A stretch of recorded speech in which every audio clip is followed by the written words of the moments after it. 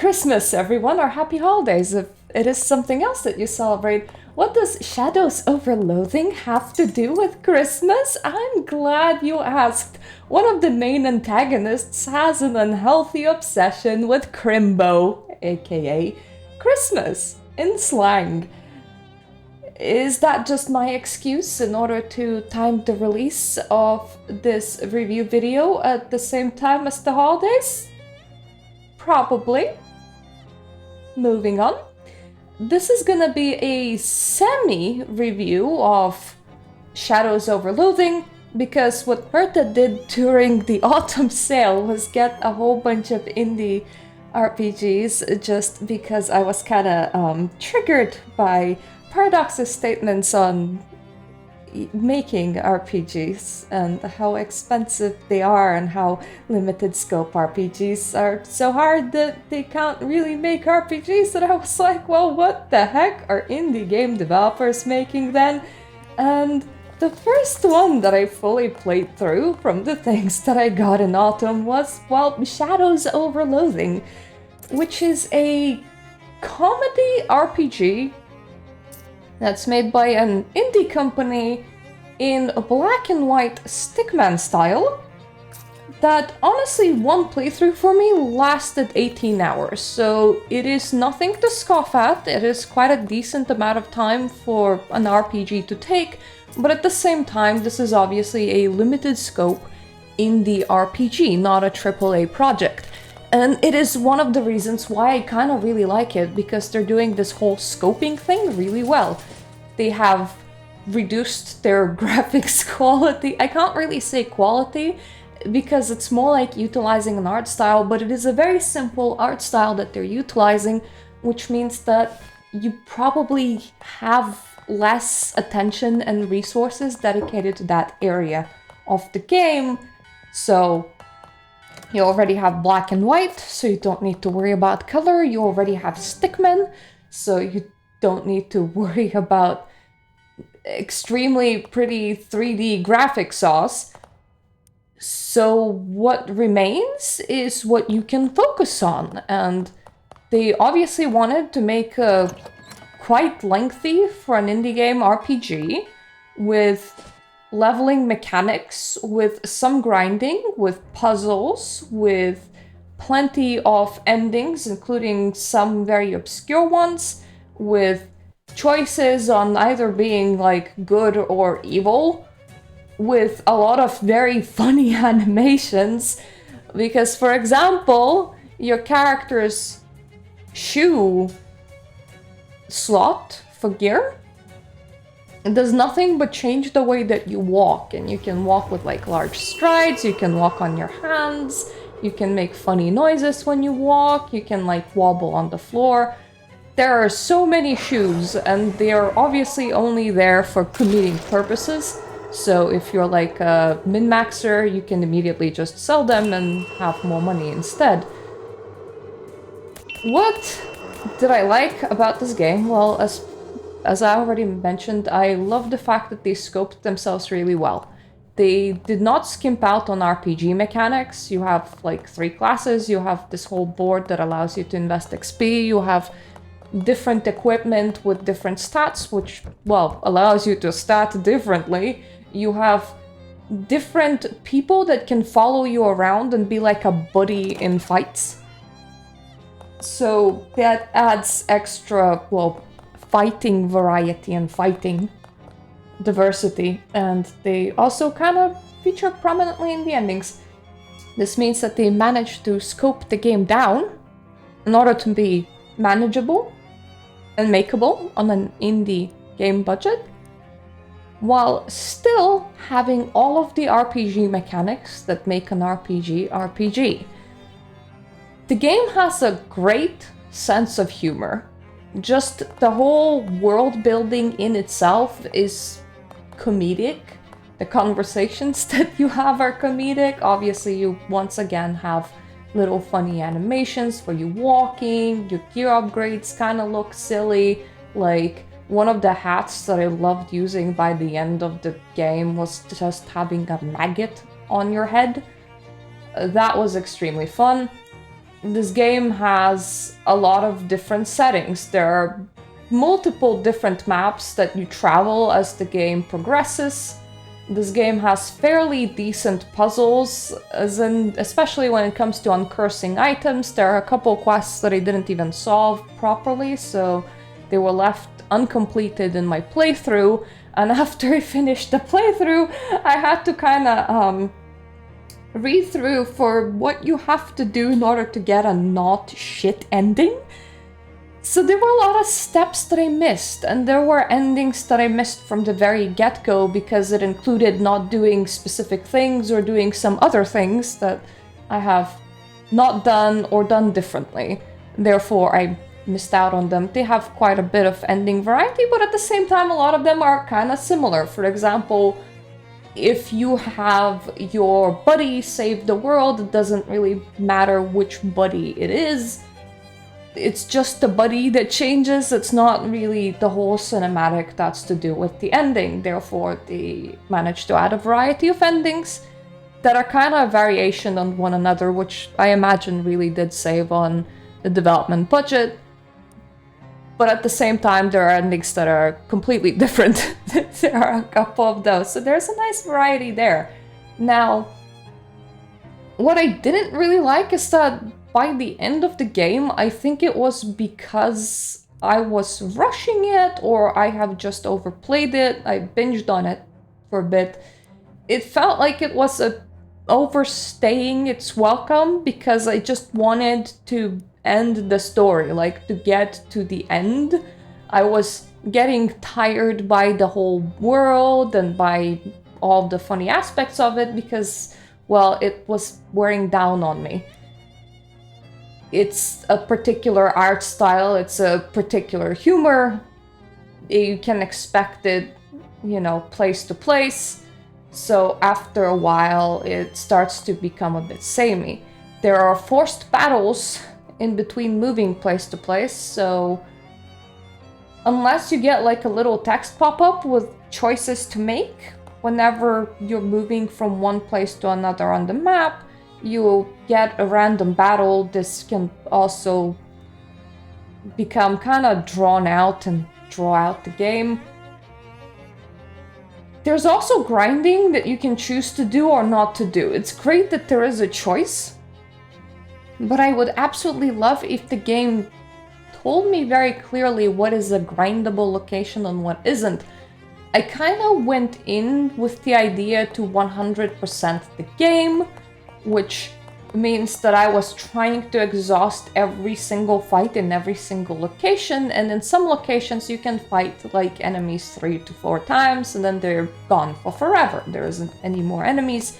In other locations I have learned they will spawn infinite amounts of enemies, so you can fight them as much time as you want. And I did utilize this by investing like an hour or two into grinding just so that I can buy myself all of my stat upgrades, which made me feel a bit more equipped to handling the game from early on, which was a bit boring, but that is a decision that I made. However, I would really love if the game just like gave me a flag of, hey, this is a grindable location, or this is something that you can exhaust, before I invested a significant amount of time into trying to exhaust it, aka fighting the same enemies there for 4 or 5 times and then going, well, must be a grindable location, must be just a place where enemies are gonna replenish endlessly, and there isn't like some sort of secret or nice item for me to get at the end. Some clarity would have been nice. Then another pet peeve of mine with the game is that there is a certain chapter. I'm trying not to give you too many spoilers, folks. This is why the gameplay that's shown is kind of random, and it is from my first 6 hours of playing. I'm not gonna tell you which chapter it is, but in one chapter, if you wander enough, you're gonna experience a string of like multiple choice events, which will lead you to getting an item, and that item is really important for getting an ending that's good to your character and not kind of shitty for your character no matter the world gets saved or not. I did not know that. I have encountered a couple of those events, but I thought that they were kind of quirky, and I did not know that they kind of string together and that I'm supposed to continuously wander in the area. So I just did the area and did all the side quests in it, and I abandoned the wandering and progressed through the game. And that kind of landed me in a fairly shitty ending at the end, as in, it's still good for the world, it's just not really good for my character, which made me a tiny bit sour, and I had to read up online about things, and I was like, well, I can reload my save by a few chapters and try the whole wandering thing, or I can play through again one day and like then get the good ending now that I know how to get a good ending. Or I can be like a completionist and do quite a few runs of this and get several different endings. But it's not something that I want to do now because I just finished the game, and starting 18 hours from the start again right now would kind of feel demotivating, especially when I have already seen the world and there's a few things that I haven't done and a few choices that I haven't made. And obviously I haven't really seen the whole bad playthrough, but the whole bad playthrough doesn't go very well with the whole good playthrough, so those are two separate playthroughs, and each one of those would be like 18 hours, so it kind of demotivated me. So I just kind of, you know, left it for later. This being fairly a secret thing that you're either gonna stumble upon or not stumble upon. In one way, like you can see, it increases replayability, but in another way, well, it can frustrate you because it's not very straightforward. So those are like my main complaints. However, this game is just really well done. It is very polished. The music is awesome. It is funny. It is appealing despite very primitive graphics. And I think that as an indie product, this is a good example of what you can accomplish with a limited scope RPG. This is the kind of RPG that knows exactly what it is, exactly what it can do and can't do, and works within those bounds. And boy, is that good. It knows its limitations and it makes a game inside those limitations, and it's good. So when a AAA game developer tells me that they can't make an RPG because it's very hard to limit the scope of an RPG, it's very expensive of a product, I think that they're just not being creative enough in the genre. Because if indies can do it, what's your excuse? And obviously, Bloodlines are not gonna be a stickman RPG sort of game, right? So the comparison isn't exactly fair, but at the same time, this is an example that yes, you can scope it. You can scope it to take 18 hours, you can scope it to have minimum ending differences while still providing a slew of endings. You can be very clear about what you want to achieve with your story, where it goes, what kind of environments you're using, and you can definitely squish that down into however many years of development that you're going to need for your project that you're scoping it to, while still keeping up the RPG mechanics. If indie game developers can do it, then I'm very sure that AAAs should be able to go through this process too.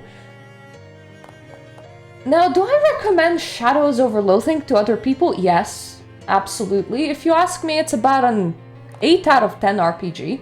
It is a game that I will want to actually revisit it after I forget it a little bit. So if Stickman RPG with Lovecraftian themes and humor appeals to you, this is a fairly fine purchase. It is very polished. I think you will enjoy it. If you're anything like me. Why am I talking as if I know every single person in the world? Okay, my main point is game's good, okay? And I'm a bit rambly because it's nearly Crimbo. It's nearly Christmas. I'm celebrating slightly early and I was feeling lazy today, so I didn't even like write up a script for here. I was like, I'm just gonna sit down and talk because I want to get this done. I want to get the word out and I want to get this out for Christmas. So Shadows over Loathing good, yo. You should check it out if you have never seen anything about it. I've been playing random gameplay at you for like 16 minutes straight, so you saw some of it. I hope it enticed you to either try it out or to figure out what it is. I think it'd be fun. I really thank my Patreons for giving me money to do this with. There are a couple of more serious RPGs that I have that actually have like proper art styles and they're not stickman based.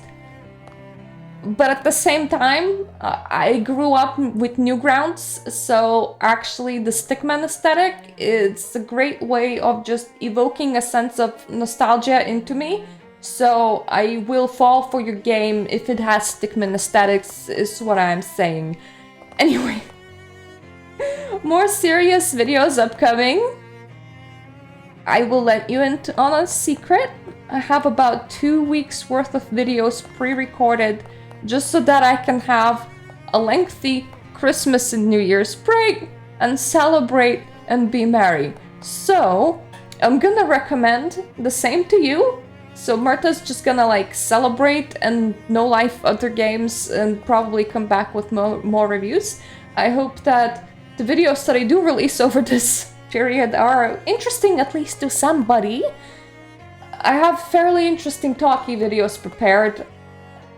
They were interesting to me, but I feel like they might be quite niche subjects. But stay tuned! And hey, if you're entirely new here, and if you think you might like what else is on this channel, look around. And if you do like what else is on the channel, please subscribe. That would be a great Christmas present to me. So, Merry Crimbo to everyone, and a happy upcoming new year, and hopefully I'm gonna see you in my other videos. Bye bye!